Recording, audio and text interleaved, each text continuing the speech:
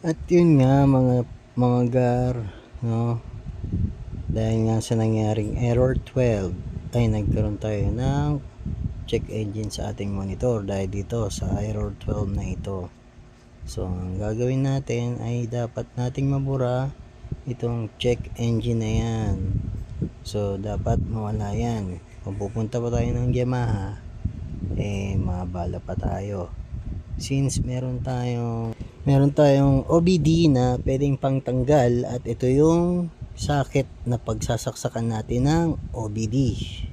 So madali lang naman yan mga gar, plug and play lang, no? So ito yung OBD natin, dyan lang yung socket, kakabit lang natin yan at i-connect natin ang ating cellphone dyan using Bluetooth, no? I-connect lang natin sa ating phone gamit ang application na car scanner. So nada-download din naman yan. So umpisa natin i-connect, hanapin natin ang ating Bluetooth, then pag na-connect na natin, open natin ang ating car scanner. Punta tayo dito sa then connect lang natin siya. Pagka open ng ating car scanner, no, antayin lang natin siya mag-connect tong dalawang to. Then clear lang natin after nyan ma-connect. Yun na nga, no, connected na siya. At mababasa na natin yan dyan kung paano natin siyang may erase at saka itong RPM nya.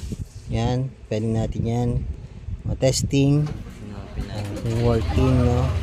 Yan, open lang natin itong NMAX start na pag-evolution natin ng bahagya para mabura natin yun. Back tayo.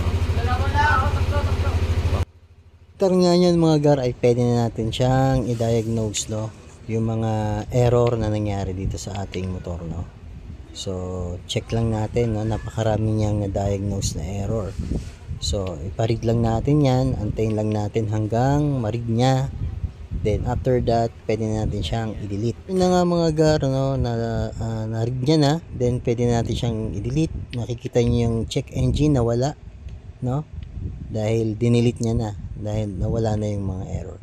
So lumalabas lang naman po yung check engine kapag po merong malfunction sa ating mga motor, no? Tulad niya nangyari sa akin, error 12, kaya po lumabas yung check engine.